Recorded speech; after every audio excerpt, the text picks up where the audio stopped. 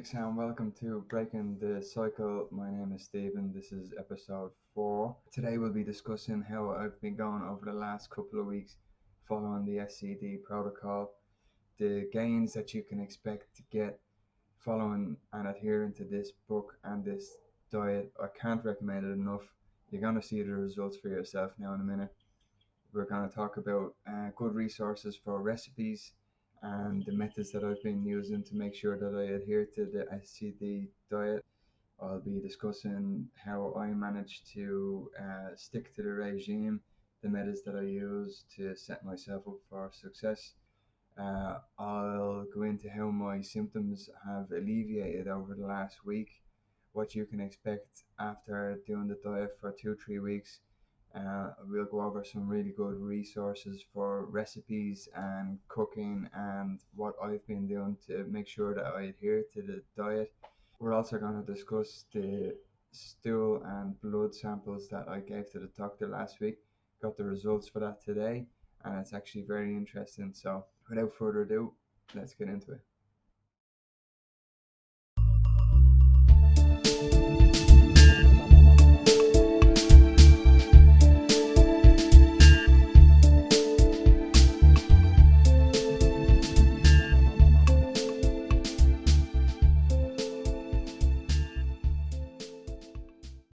Okay, well, finally making progress. Got off to a shaky start with that book that I discussed last week.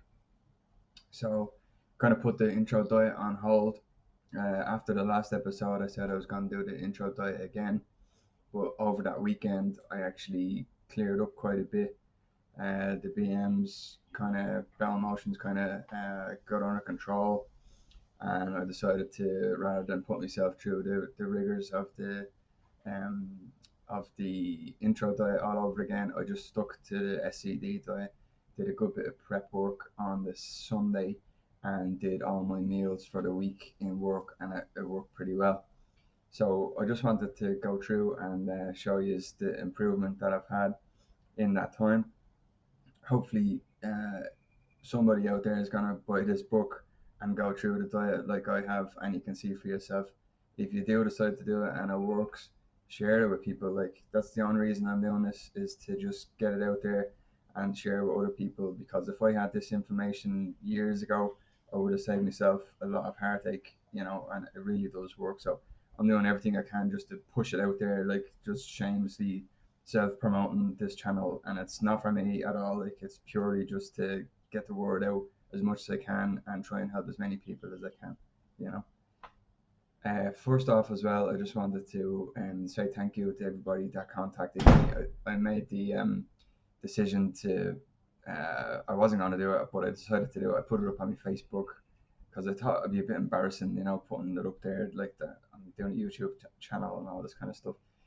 But at the end of the day, it's on YouTube, like, do you know what I mean? So anyone can see it. So I ended up just putting it up on my Facebook feed for all the people that I know. Just said, like, this is what I'm doing, trying to help people, blah blah blah. If you know people, which loads of people know people with intestinal disorders nowadays, it's ridiculous. Like, so, yeah, I just wanted to say thanks to the people that got back saying, fair play to you, or uh, well done for trying to help out or whatever.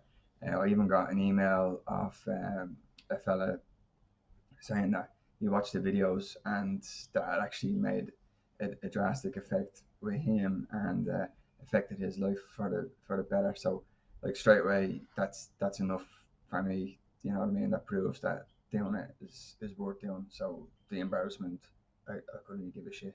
You know what I mean? At the end of the day, no one's going to be watching it that doesn't have an intestinal disorder, and anyone that does have an intestinal disorder that watches it will get a benefit from it. So whatever, you know what I mean? So I'll just keep doing it.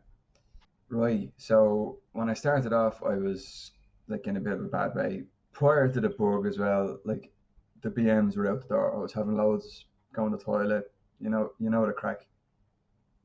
It's shit, like, pun intended. You know what I mean? Like, you're just always need to know where there's a toilet. You're rushing, the urgency. It's just crap. Like, and wears you down. You're not getting your nutrients into you. It's just like, it's a cycle. That's the whole thing. Breaking the cycle. Every morning I used to wake up, I'd make the wrong decision for breakfast, setting you up wrong for the day. and then it would just be a snowball effect, like so. I'll just give you an idea, right, of where I was when I started off. Okay. So you can see here, like I just very, very roughly started the diet, not jotted down the weight, and then that's the amount of bowel motions I had, like 6 very loose bowel motions.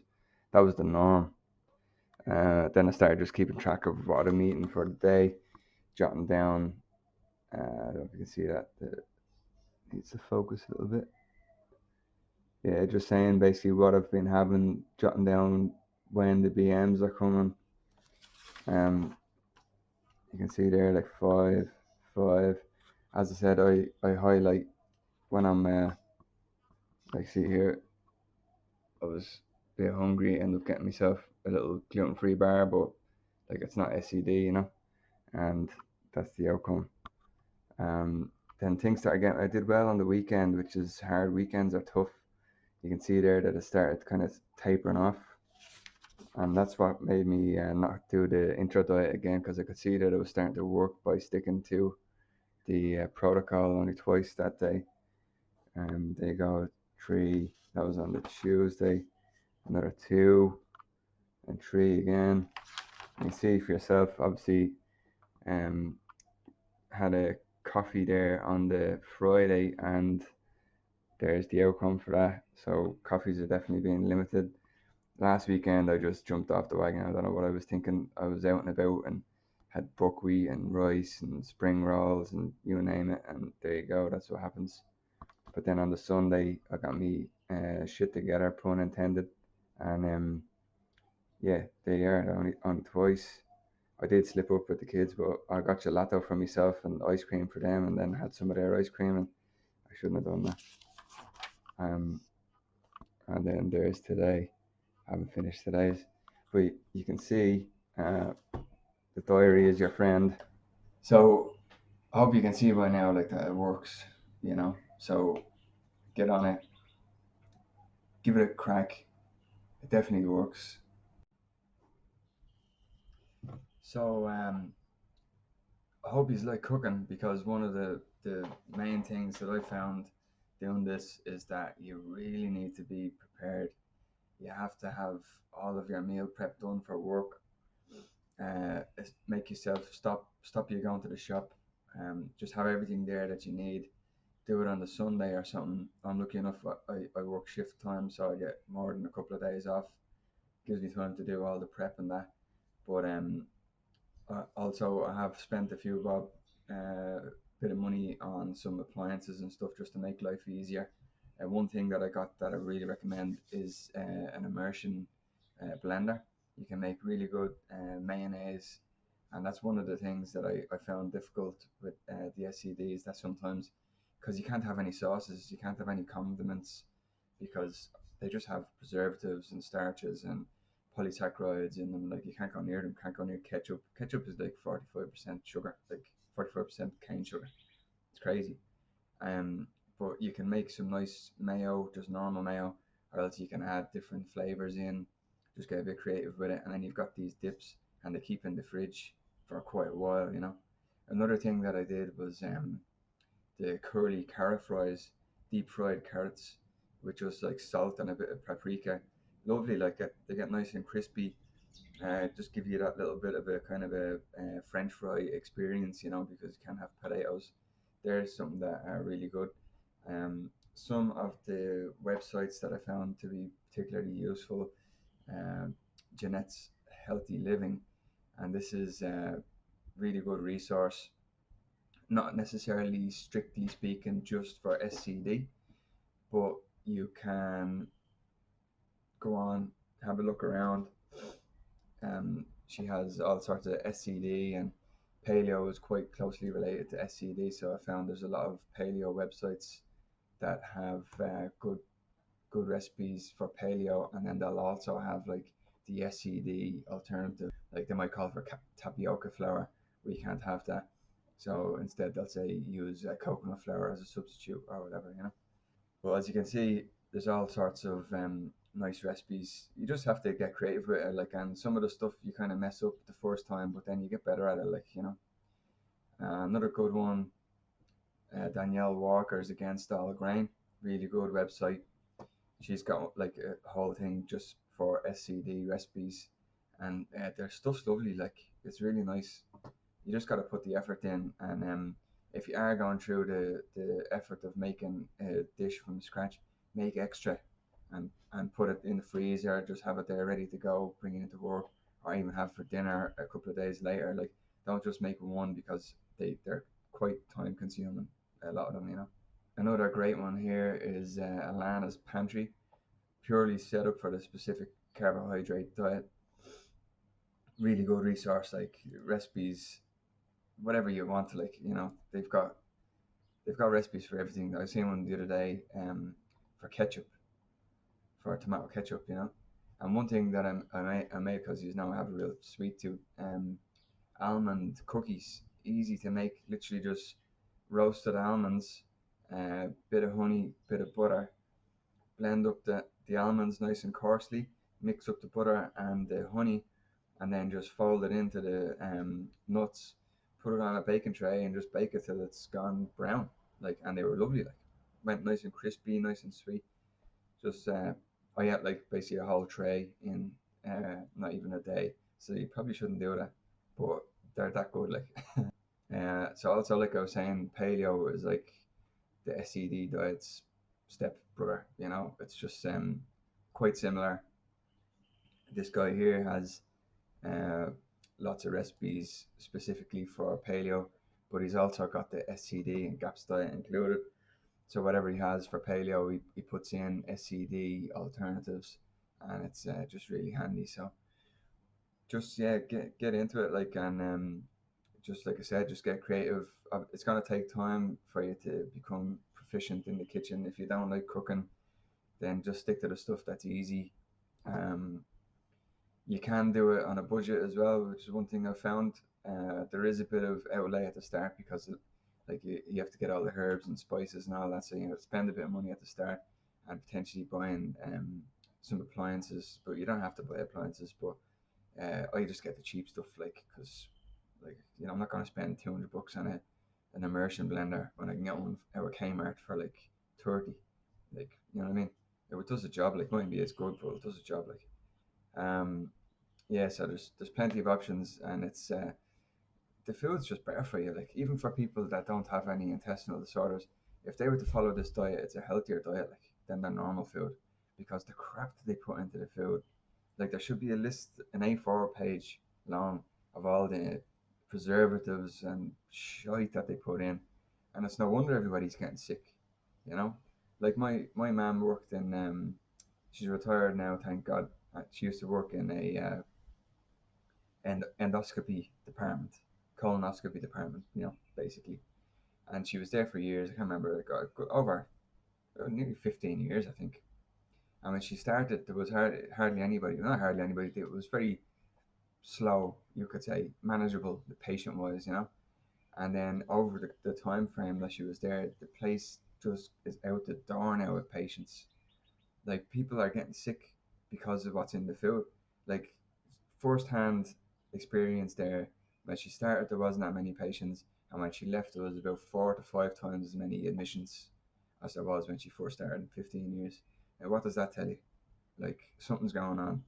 Personally, I think it's the food and all the crap that they put in it. Like, there has to be something happening. So last week I said that I got rolled by a bug, and I got some blood and still samples done. I knew something wasn't right because when I started doing the SCD intro diet, it was taking ages. I was going a lot.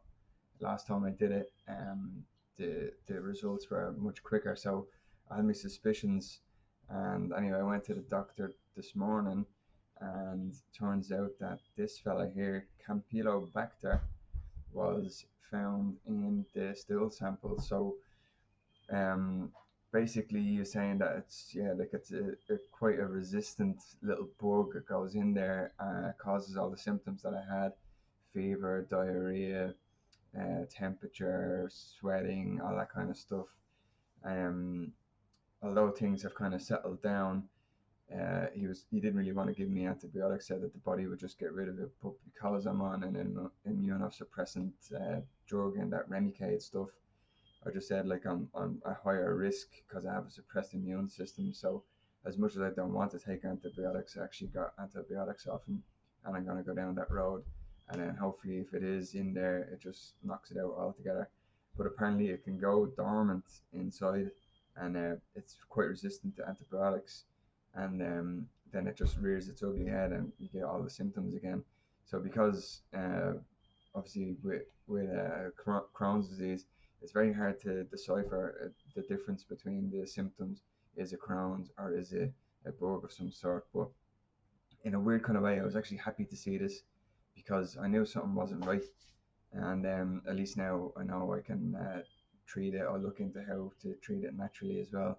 I'll do the antibiotics, and then I'll also back that up with natural treatments and if there's certain types of food or whatever that you can avoid or eat to help get rid of it, then I'll go down that road as well once it's within the SCD protocol. So yeah, that's what happened with that. I'm still reading up on it myself, basically, but that's what I'm gonna do. They reckon that it's one of the main causes of food poisoning, so it must have been something that I ate. Um, and yeah, basically it got in and it did its thing. So the antibiotics hopefully will get rid of that. I'll keep you posted on that one and see how it go. Antibiotics can be a bit dodgy because they can cause you to flare up. I've had that in the past, but he's a good doctor, this fella, and I said it to him, and he seems pretty confident that the antibiotics that he's after giving me once I take them after food shouldn't really have that kind of effect. So I'll keep you posted. So, just before I go, once again, I'd just like to say thanks to everybody that gave me the positive feedback and constructive criticism. Obviously, the first episode was terrible, but like I've never done any of this kind of video editing stuff or whatever. So, hopefully, over time, it'll just get better. And just if you're doing it or if you find the information useful, share it to people. I can't stress that enough. I just want other people to start doing this. The heartache it would have saved me if I had known about it sooner.